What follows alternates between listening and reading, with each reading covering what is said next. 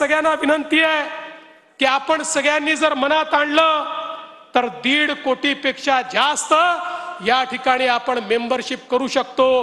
कारण लक्षात घ्या, आज अनुकूलतेचा काळ आहे। आज भारतीय जनता पक्षासोबत जुडणं लोक आपला सन्मान समजतात। सन्मान कोणाहीकडे जा आणि त्याला म्हणा की तुम्ही सदस्य व्हाल का, तो सन्मानाने सदस्य होण्याकरता तयार आहे। आता आपली क्षमता किती आहे, आपली ताकद किती आहे, आपली हिम्मत किती आहे याच्या आधारावर खऱ्या अर्थाने हे होणार आहे।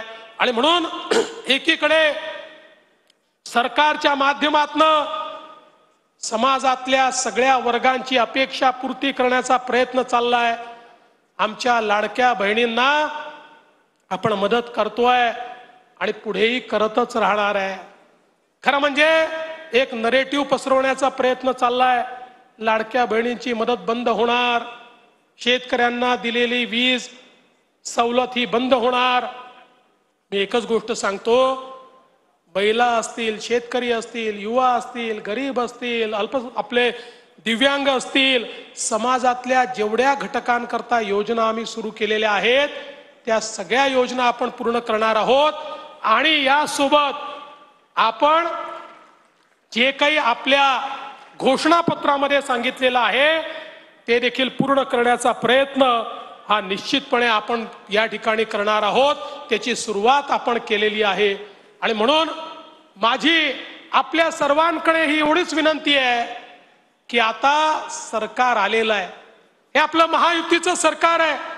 माननीय आपले उपमुख्यमंत्री आणि माजी मुख्यमंत्री एकनाथराव शिंदेजी यांच्या नेतृत्वातली शिवसेना असेल, अजितदादा पवारांच्या नेतृत्वातली राष्ट्रवादी काँग्रेस असेल, यांना सगळ्यांना सोबत घेऊन आपल्याला पुढची वाटचाल करायची आहे। आपले रिपब्लिकन पार्टी असेल किंवा इतर छोटे मित्र असतील, यांना देखील आपल्याला सोबत ठेवायचं आहे आणि एकत्रितपणे ही सगळी वाटचाल आपल्याला करायची आहे।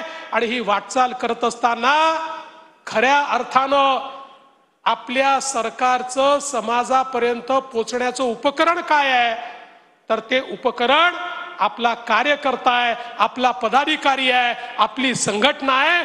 तुम्ही सगळ्यांनी या ठिकाणी या उपकरणाचं काम, या सेतूचं काम करायचं आहे। सरकार आलं म्हणजे आता सरकार चालवणारे वेगळे आणि संघटन वेगळं असं नाही, तर संघटनेला सरकार सोबत समन्वय करावा लागेल आणि सरकार म्हणून तुमच्या सोबत समन्वय झाला पाहिजे याकरता व्यवस्था आम्ही उभ्या करू।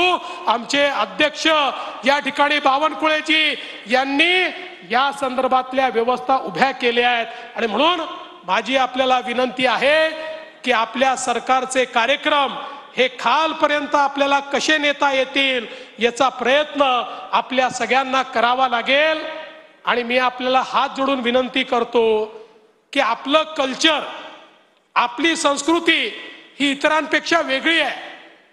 आपल्या सगळ्यांना लक्षात घेतलं पाहिजे, आपण समाजात काम करणारे लोक आहोत।